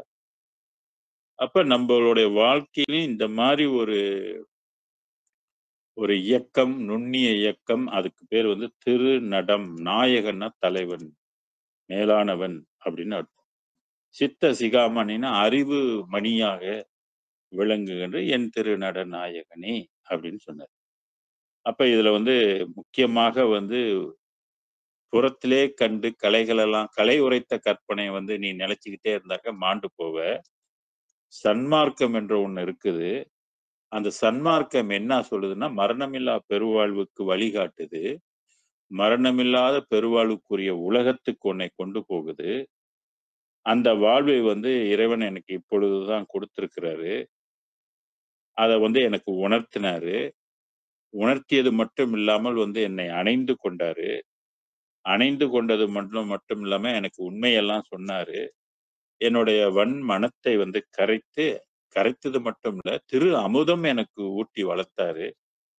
இப்படிலாம் எனக்கு ஏற்பட்டுச்சு, நடந்துச்சு அப்படின்னு சொல்லி வள்ளல் பெருமான் இந்த பாடல்ல வந்து சொல்றாரு. அடுத்த பாடல்ல பாருங்க. திருத்தகம் ஓர் தருணம் இதில். தகும்னாக்க அந்த காலகட்டத்தில் 19ஆம் நூற்றாண்டில் சிறப்பான ஒரு காலகட்டம். ஒரு உண்மையை உலகம் அறிந்து கொள்வதற்காக தேர்ந்தெடுக்கப்பட்ட ஒரு சொல் வள்ளல் பெருமான். அதான் திருத்தகம் ஓர் தருணம் இதில் திருக்கதவம் திறந்தே திருவருட்பேரொளிகாட்டி திரு அமுதம் ஊட்டி. ஒரு காலகட்டத்தில் 19ஆம் நூற்றாண்டில் இறைவன் எல்லாமே திரை போட்டு மறைத்து வைத்திருக்கிறான் என்பது அகவல்ல நம்ம வந்து படிச்சோம். திரைமறைப்பெல்லாம் எல்லா இடத்துக்கும் வந்து திரைகள் போட்டு மறைத்திருக்கிறார். பச்சை திரை, கருப்பு திரை, சிவப்பு திரை, நீலத்திரை, மஞ்சள் திரைன்னு ஏகப்பட்ட திரைகள் வந்து எல்லா உலகத்தையும் வந்து மறைத்து வச்சிருக்காரு. அதனால ஒரு உலகத்துல உள்ளவங்களுக்கு இன்னொரு உலகம் வந்து தெரியாது. அதுதான் கதவுன்னு சொல்றாரு. அது திருக்கதவும் திறந்தேன்னு சொன்னார். இது வந்து புருவ மத்தியில ஒரு அடைப்பு மாதிரி இருந்து, ஒரு திரை மாதிரி இருந்து, இந்த மனமே நமக்கு வந்து தெரியாம மாட்டிக்கி வச்சிருக்கீங்க. இதையெல்லாம் கடந்து கடந்து போனாலும் கூட இந்த வள்ளல் பெருமான் சொல்லுகின்ற உலகம் வந்து 7 திரைகளால் அது மூடப்பட்டிரும். அதனால்தான் ஞான சபையில வந்து ஒவ்வொரு பூச நட்சத்திரத்துக்கும் அனைத்துக்கும் அந்த திரைகள் நீக்க 6 திரைகள் நீக்குவாங்க. தைப்பூச பெருநாள்ல வந்து பாத்தீங்கன்னா 7 திரை முற்றிலும் நீக்கப்பட்டு முழு ஜோதி தரிசனம் வந்து காட்டுவாங்க. இதை ஏன் நம்ம புறத்துல போய் பார்க்கணும் அப்படின்னாக்க, அந்த புறத்துல காட்டுவதும் ஒரு ஒரு தத்துவம் தான். ஒரு ஒரு புற தோற்றம் தான். ஒரு கலை தான் அது. அந்த கலையை நீங்கள் பார்த்து தெரிஞ்சுக்கிட்டு, அப்புறம் நீங்க புத்தகத்துல பாடங்கள் எல்லாம் படிச்சு, உள்ளுக்கு பார்க்குவதற்கு உரிய யோகத்தை நீங்கள் பண்ண வேண்டும். அருளை பெறுவதற்கு நீங்கள் முயற்சி செய்ய வேண்டும் என்றுதான் புறத்துல வந்து காட்டி வச்சிருக்கிறது. இப்ப புறத்துல கூட்டம் வந்து ஒரு 50,000 பேர், 60,000 பேர் ஒவ்வொரு மாத பூசத்துக்கும் போறாங்க, வராங்க. நம்மளும் போயிருப்போம், வந்திருப்போம். அது போதுமா? இப்ப அங்க இருக்கிறவங்க ஒவ்வொரு மாதமும் போவாங்க. இப்ப நம்ம மலேசியா வந்துட்டுலாம் ஒவ்வொரு மாதமும் போக முடியுமா? அப்ப நம்ம எங்க பார்க்கிறது? சபை எனதுளமென தான் அமர்ந்து அறியுமோர் அருட்பெரும் ஜோதின்னாரு. அருட்பெரும் ஜோதிய போய் புறத்துல பார்த்துட்டு வர்றத சொல்லல. நம்ம உள்ளத்துக்குள்ளேயே அருட்பெரும் ஜோதியை நீங்கள் பார்க்க வேண்டும். நீங்கள் காண வேண்டும். அதுதான் சபைன்னு சொன்னாரு. சபை எனது உளம் என. அப்ப அருட்பெரும் ஜோதியை நம்ம உள்ளத்தில் வந்து காண வேண்டும். புருவ மத்தியில் நம்ம காண வேண்டும். ஏன்னா உள்ளத்துக்குரிய இடம் வந்து புருவ மத்தி. அதுதான் மனதை சிற்றபையின் கண்ணே நிறுத்துதல் வேண்டும் அப்படின்னு சொல்லுவாரு. புருவ மத்தியில முதல்ல நிறுத்துங்க. அப்புறம் சிற்றபை வந்து தோன்றும் அப்படின்னு சொல்லுவாரு. சிற்றபையில் விளங்குகின்ற தெய்வம் அதே தெய்வம் சொன்னாலே, அந்த தெய்வம் வந்து நமக்கு ஒளியாக, வெளியாக நமக்கு வந்து தெரியும். ஆக அந்த இடத்துல வந்து இருக்கின்ற தடைகளை எல்லாம் போக்கி, அந்த கதவு என்று சொல்லக்கூடிய திரைகளை எல்லாம் நீக்கி, திருவருட்பேர் ஒளிகாட்டி அப்ப எப்படி பார்த்திருப்பாரு? அந்த ஒளிய வந்து வள்ளல் பெருமான் ஜோதிய வந்து பார்க்கிறாரு. அந்த ஜோதிய பற்றி தான் இந்த 6ஆம் திருமுறையில எல்லாம் பாடியிருக்கிறார். ஜோதியுள் ஜோதியுள் ஜோதின்னு சொல்லுவார். சுத்த ஜோதி, சுத்த ஜோதின்லாம் பாடுவாரு. ஆக திருவருட்பேரொளி காட்டி திருவமுதம் ஊட்டி. மீண்டும் பார்த்தீங்களா? அமுதம் ஊட்டி. வள்ளல் அமுதம் ஊட்டினா இன்னொன்னு நான் சொல்லியிருந்தேன். இந்த பிள்ளைங்களுக்கு வாயில ஊட்டுறத நினைச்சுக்கிறேங்க. நம்ம கையில பெனஞ்சோ, கரண்டியில வச்சு தொற, வாய் தொற, வாய் தொற, முழுங்கு, முழுங்கு. அந்த மாரி ஊட்டுற கதையெல்லாம் இல்லங்க இல்ல இது. இது வந்து உள்ளுக்குள்ளேயே வந்து பெருவெளியிலிருந்து அந்த அமுதம் வந்து இவருடைய உள்ளத்துக்குள்ள வந்து சேரும். அதை இறைவன் கொண்டு வந்து ஊட்டுவார். அதுதான் திருவமுதம் ஊட்டி. வாயில ஊட்டுறதாக நினைச்சு நீங்க தப்பா பொருள் கொள்ளாதீங்க. உள்ளுக்குள்ளே ஊட்டுவது. திருவமுதம் ஊட்டி கருத்து மகிழ்ந்து கருத்து என்றால் விளக்கம், எண்ணங்கள் அப்படின்னு சொல்லுவார். விளக்கங்கள் கருத்து மகிழ்ந்து என் உடம்பில் கலந்து உடம்புல வந்து கலந்து கொள்ளுது. உயிர்ல தான் உள்ளுக்கு தான் முதல்ல கலந்து கொள்ளும். ஃபைனலா தான் வந்து உடம்புல வந்து கலந்து கொள்ளும். உடம்புலலாம் கலக்கும்போது இந்த உடம்பெல்லாம் அப்படியே ஒளித்தன்மையாக, பிரகாசமாக அண்ண உடம்பெல்லாம் காணா போயிடும். அது இந்த தோலெல்லாம் வந்து உருகி போயிடும். எல்லாமே கரைஞ்சு போயிடும். என் உடம்பில் கலந்து, உள்ளத்தில் கலந்து பிரிச்சு படிக்கணும் இதெல்லாம். உள்ளத்தில் கலந்து, உள்ளம் என்பது தெரியும் இல்லையா? மனம். கனிந்து, உயிரில் கலந்து. உயிர்லயும் வந்து அருட்பெருஞ்சோதி ஆண்டவர் கலக்கிறார். யோகம் இதெல்லாம். உயிரில் கலந்து நான் உயிர்ல கலந்தா என்ன ஆகும் தெரியுங்களா? இந்த உயிர்ல இருக்கிற ரெக்கார்டு ஆகாசிக் ரெக்கார்டுன்னு சொல்றோம் இல்லையா? பல ஜென்மத்தில் உள்ள வினைகள். நல்வினையும் உள்ளுக்கு இருக்கும், தீவினையும் உள்ளுக்கு எல்லாமே பதிவுகள் வந்து இருக்கும். இப்ப இந்த ஹேண்ட்போன்ல வந்து ரெக்கார்டிங் அப்படின்னு ஒரு சிஸ்டம் இருக்கு. அந்த சிஸ்டம் தட்டி விட்டாக்க இப்ப நான் பேசுறதெல்லாம் வந்து பதிவாயிடும். அப்புறம் நீங்க எப்ப வேணுமானாலும் அதை போட்டு நீங்க எடுக்கலாம். அப்படி ஒரு சிஸ்டம் இருக்கு இல்லையா? அது மாதிரி இந்த உயிர்லயும் ஒரு பதிவு சிஸ்டம் வந்து இருக்குது. நாம் எண்ணுகின்ற எண்ணம், செய்கின்ற செயல், எண்ணம், நம்ம சொல்லுகின்ற சொல் எல்லாமே வந்து பதிவுக்குள்ள போயிடும். உயிருக்குள்ள போயிடும். அந்த உயிரினுடைய பதிவு என்ன செய்யும்னா, அடுத்தடுத்த ஜென்மம் எடுக்கும்போது, நமக்கு அது திருப்பி வரும். இதத்தான் ஊழ்வினை அப்படின்னு திருவள்ளுவர் சொல்லுவார். ஊழின் பெருவலி யாவுலன்னுவார். இதனுடைய வலிமை மிக வலிமையானதுன்னு சொல்லுவார். அது வந்து ஊட்டும்னு சொல்லுவார்.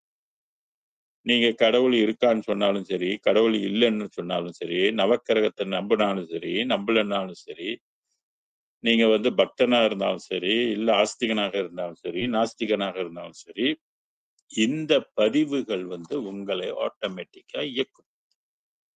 அப்படி இயக்கும்போது என்ன செய்யும்? நல்வினையா இருந்தாக்க நல்வினை கொடுக்கும். தீவினையா இருந்தா தீவினையை நீங்கள் அனுபவிப்பீங்க. அதுக்குரிய சர்க்கம்ஸ்டன்சஸ் உங்களை ஏற்படுத்தி கொடுக்கும். அதனாலதான் இன்பம், துன்பம், இன்பத் துன்பம் எடுத்து நம்ம வந்து அனுபவித்துக் கொள்றோம். எல்லாம் நம்பளா செஞ்சுக்கிட்டது தான். யாரும் நமக்காக கெடுக்கல. நமக்குள்ள வினை நம்மள வந்து போட்டு என்ன செய்யணும்னா ஆட்டி படைக்கும். அப்ப உயிர்ல கலக்கும்போது தான் இந்த வினை கூட்டம் எல்லாம் வேரோடு வெந்து போயிடும். ஒரு ரெக்கார்டு கூட அங்க வந்து இருக்காது. நல்வினை, தீவினை எல்லாம் மாண்டு போகும். ஆக இங்க சொல்றாரு, கனிந்து, உயிரில் கலந்து, அறிவிற் கலந்து. இப்ப நமக்கெல்லாம் எத்தனை அறிவுன்னு சொல்றோம்? 6 அறிவுன்னு சொல்றோம். படிச்சிருந்தாக்க கொஞ்சம் 7 அறிவு, 8 அறிவு வந்து இருக்கும். சித்தர்களுக்கெல்லாம் 10 அறிவு. இப்படி நம்மளுடைய 6 அறிவுக்குள்ள வந்து இது என்ன செய்யும்னா, அறிவுல வந்து கலந்துரும். நான் அறிவுல கலந்துச்சுனாக்கா, அப்ப உங்களுக்கு எத்தனை அறிவு இயங்கும்னு நினைக்கிறீங்க? 10 அறிவு இயங்குமா? இல்ல. 12வது அறிவு உங்களுக்கு வந்து இயங்க ஆரம்பிச்சுரும். 12வது அறிவு வந்து இயங்கும் பொழுது, உங்களுக்கு எல்லாமே புரியும். எல்லாமே தெரியும். கடவுளுடைய விளையாட்டு புரியும். கடவுள் எப்படி இந்த உலகத்தை படைத்து, எப்படி இயக்கிக்கிட்டு இருக்கிறான், எப்படி பனிஷ்மென்ட் குடுத்துக்கிட்டு இருக்கிறான் அப்படின்றது எல்லா ரகசியங்களும் உங்களுக்கு வெட்ட வெளிச்சமாக தெரிஞ்சு போயிடும். இந்த பரம ரகசியம் உங்களுக்கு புரிந்து போயிரும். அது மட்டும் இல்ல. சிவ ரகசியமும் உங்களுக்கு தெரியும். பிரம்ம ரகசியமும் உங்களுக்கு தெரியும். எல்லா ரகசியமும் உங்களுக்கு வந்து வெட்ட வெளிச்சமாக தெரிந்துவிடும். ஏன்னா அறிவு பாருங்க. அதான் கடவுளை வந்து அறிவில் வைத்து போற்றணும்னு சொல்லுவார். அறிவில் அவனை நினைத்துக் கொண்டிருக்கணும் அப்படின்னு சொல்லுவாங்க. ஆக கலந்து அறிவில் கலந்து அடுத்து சொல்றாரு பாருங்க. உலகம் அனைத்தும் உருத்தகவே அடங்குகின்றது அப்படின்னு சொல்றாரு. உலகம் அனைத்தும் இப்ப நீங்க வந்து அன்னைக்கெல்லாம் முன்புலாம் வந்து பெரிய பெரிய மால் இல்ல நமக்கு. பெரிய பெரிய சோகோலாம் இல்ல. ஒரு ஜாமான் வாங்குனா தனித்தனியா போய் மார்க்கெட்னா மார்க்கெட்டுக்கு போனா மார்க்கெட் கடைல வாங்க முடியும். மத்த இது வாங்க முடியாது. மத்த கடைக்கு போணும். இப்ப ஒரு சூப்பர் மார்க்கெட்டுக்கு போனா நம்ம எல்லாமே வாங்கக்கூடிய அளவுக்கு ஜெயன் இருக்குது. ஆ இயான் இருக்குது. இந்த மாரி பல ஜெயன் மார்க்கெட்டுங்கலாம் நெறைய இருக்குது இல்லையா? அது மாரி எல்லாமே அங்க ஒரு இடத்துல கிடைக்கும். அது மாதிரி இந்த அருட்பெரும் ஜோதி கொடுக்கின்ற உடம்பு இருக்கு இல்லையா? அல்லது அது செய்கின்ற உடம்பு இருக்கு இல்லையா? அது வந்து எல்லா உலகமும் அந்த உடம்புக்கு உரியதாக அந்த மாரி ஒரு அமைப்ப வந்து அது வச்சிருக்குது. இதத்தான் வள்ளல் பெருமான் என்ன சொல்றாருன்னா, எப்படி சொல்றாரு? அப்படின்னாக்க உலகம் அனைத்தும் உருத்தகவே அடங்குகின்றனர். இப்ப நம்ம உலகம் எவ்வளவு இருக்குது? என்ன ஒரு உலகம் இருக்கா? 2 உலகம்? நம்ம வாழ்ற உலகம் தான் உலகமா? இல்ல. நமக்கு கண்ணுக்கு தெரியாத சூட்சும உலகங்கள் கோடாகோடி உலகங்கள் இருக்கு. அண்டங்கள் கோடாகோடி இருக்குது. அப்ப அந்த உலகத்துக்குள்ள போக முடியுமா? அப்படின்னா எல்லாரும் போக முடியாது. இப்ப பிரம்மா, விஷ்ணு, ருத்ரன் போன்றவங்கலாம் அந்த உலகத்து வாசிகள்லாம் பராபரை உலகத்துக்குள்ள போக முடியுமான்னா போக முடியாது. ஏன்னா அவங்களுக்கு அந்த உடம்பு இல்லன்னா, அந்த உடம்பு உலகத்துக்குள்ள அவங்க போக முடியாது. இப்ப பராபரையில இருக்கிறவங்க பெருவெளிக்குள்ள போக முடியுமான்னா போக முடியாது. ஏன்னா அது அந்த உலகத்துக்கு தாங்கக்கூடிய உடம்பை அவங்க பெற்றிருக்கிறாங்களா? பெற்றிருக்கவில்லை. அதனாலதான் அவங்கலாம் மீண்டும் பிறந்து இந்த பூமியில பெருவெளி வாழ்க்கைக்கு போகணும்னாக்க, அல்லது சன்மார்க்க உலகத்துக்குள்ள வரணும்னாக்க, இந்த பூமிக்கு மறுபடியும் அவங்க ஜீவகாருண்ய ஒழுக்கத்தை கடைபிடிச்சு, குணப்பயிற்சிகளை மேற்கொண்டு அருளை பெற்று, அந்த அருள் செய்து கொடுக்கின்ற உடம்பு தான் அனைத்து உலகத்துக்குள்ளயும் போகக்கூடிய வாய்ப்புகளை குடுக்கும் அது. இன்டர்நேஷனல் பாஸ்போர்ட் நம்ம சொல்றோம் இல்லையா? அப்படின்னா எந்த உலகத்துக்கும் நம்ம போவதற்குரிய பாஸ்போர்ட்டை நம்ம வச்சிருக்கணும். இந்த நம்ம இருக்கிற நாட்டை விட்டு வேற நாட்டுக்கு போறதுக்கு நான் கண்டிப்பா நீங்க ஐசியை வச்சுட்டு இன்னொரு நாட்டுக்கெல்லாம் போக முடியாது.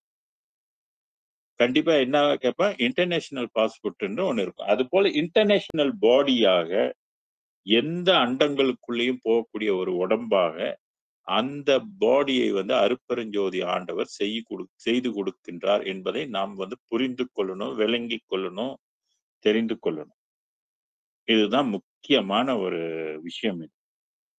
அந்த அனைத்தும் உருத்தகவே அடங்க. உருன்னா வெளி உரு தெரியுங்களா? இந்த பாடி இல்ல. வெளியாக இருக்கின்ற உருவுல எல்லா உலகமும் அடைந்திருக்கு. அதான் அண்டகோடி அனைத்தையும் அரைகணைத்து எய்கிட. அண்ட கோடிகள் எல்லாம் ஒரு அரை நொடியில போயிட்டு வர முடியும். அந்த பாடி எடுத்துட்டாங்க. அவ்வளவு ஸ்பீட் அது. அடுத்து என்ன சொல்றாரு?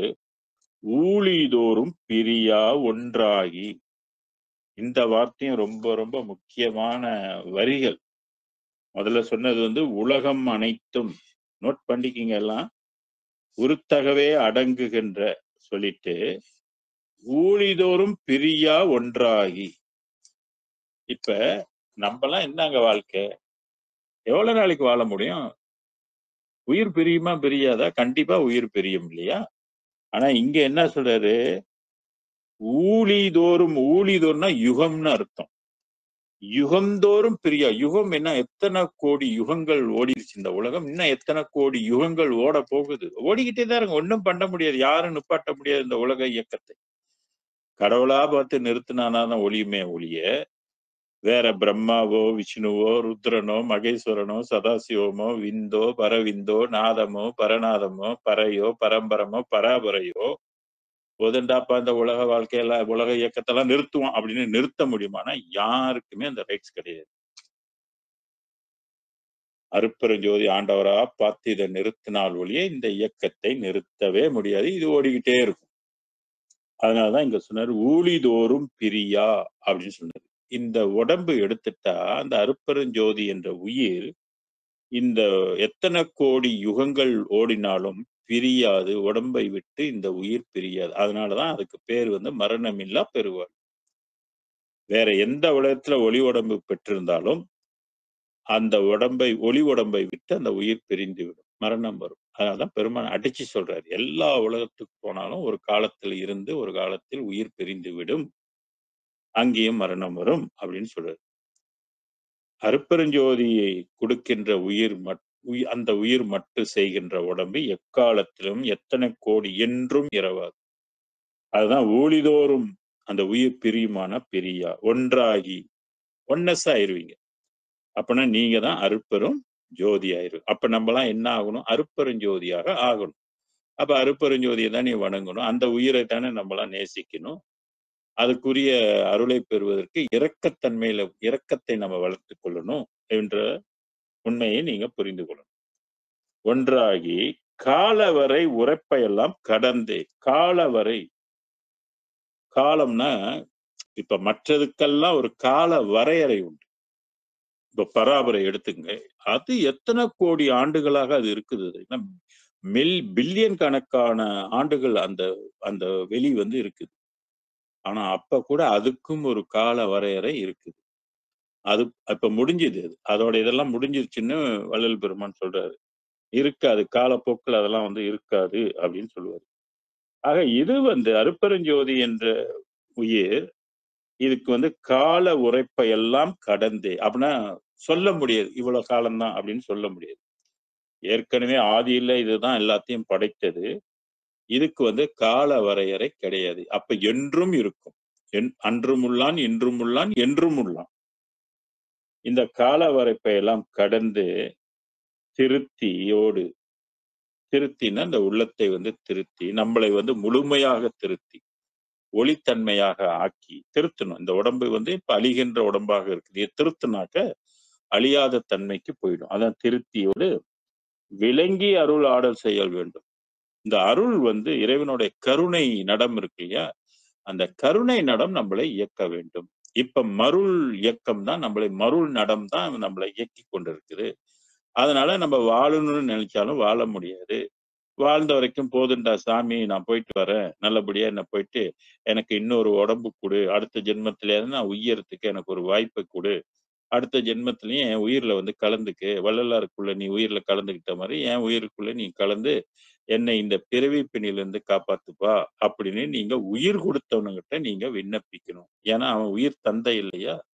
உயிர் தாய் இல்லையா? தாய் தந்தையாக இருக்கின்ற அருட்பெருஞ்சோதி கிட்ட நீங்கள் கேட்கணும். இதுக்குத்தான் விண்ணப்பம் என்று பெருமான் சில பாடல்களை அமைத்து கொடுத்திருக்கிறாரு. இறைவனுகிட்ட விண்ணப்பம் செய்.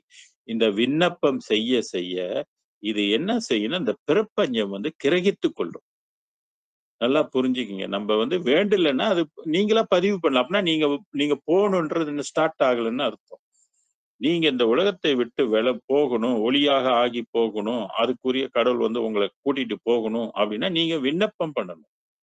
அந்த விண்ணப்பத்தை நீங்கள் சொல்ல சொல்ல சொல்ல வேண்ட வேண்ட வேண்ட இந்த பிரபஞ்சம் வந்து பதிவு செய்து கொள்ளும். யாருகிட்ட வேண்டுறீங்க? அருட்பெருஞ்சோதி ஆண்டவர்கிட்ட. அது வந்து ஒரு பிரபஞ்சம். அந்த பிரபஞ்சத்துல வந்து ஏற்றுக்கொள்ளும். அது வந்து உங்களுடைய எண்ணங்களை எல்லாம் பதிவு செய்து கொள்ளும் என்ற ஒரு ரகசியத்தை நீங்கள் புரிந்து கொள்ள வேண்டும். இத தொடர்ச்சியாக செய்யணும். வள்ளல் பெருமான் சொல்றார், "நான் நீண்ட நாள் செய்த விண்ணப்பம் பதித்து எனக்கு அருள் செய்தாயே" அப்படின்னு சொல்லுவார். அப்ப அவர் வந்து வாங்கிக் கொள்வார். எல்லாத்தையும் பெற்றுக்கொள்ளும் அது.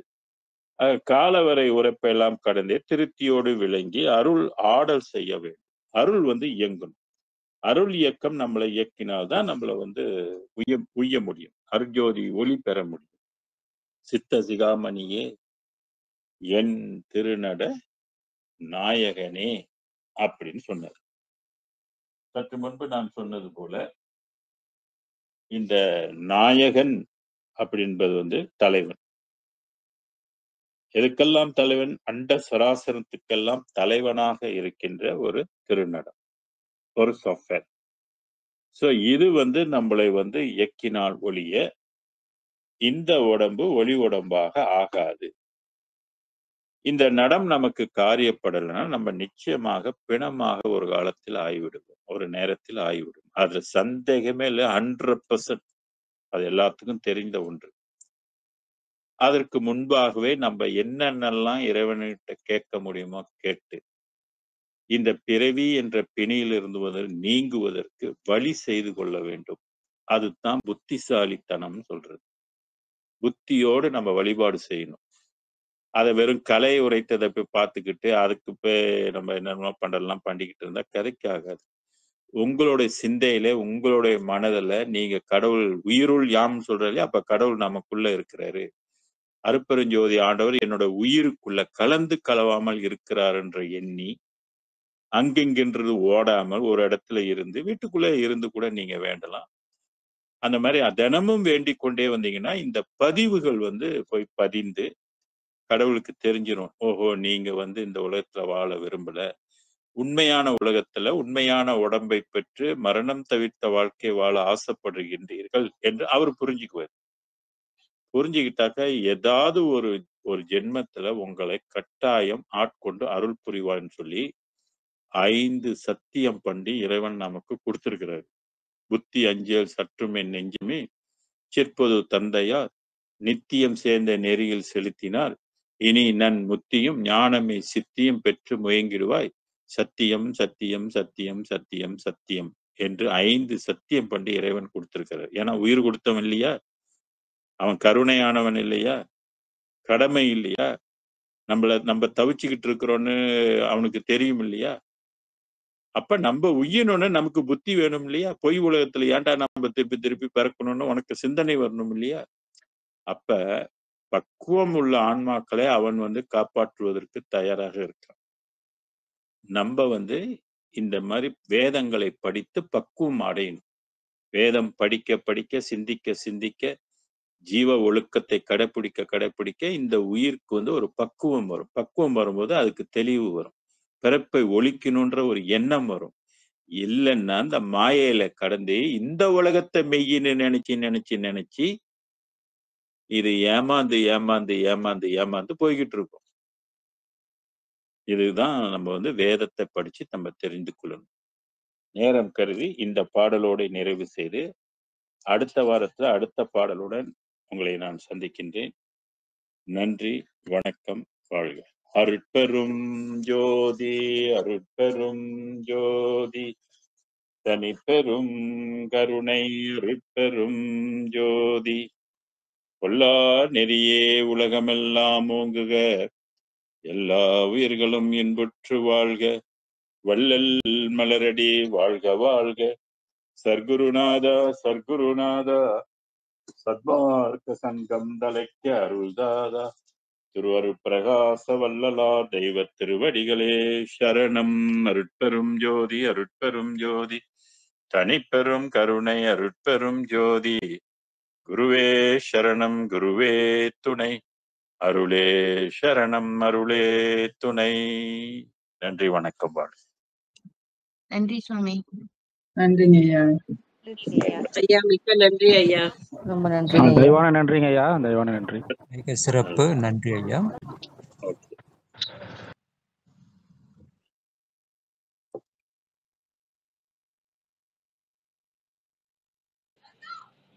நன்றி ஐயா.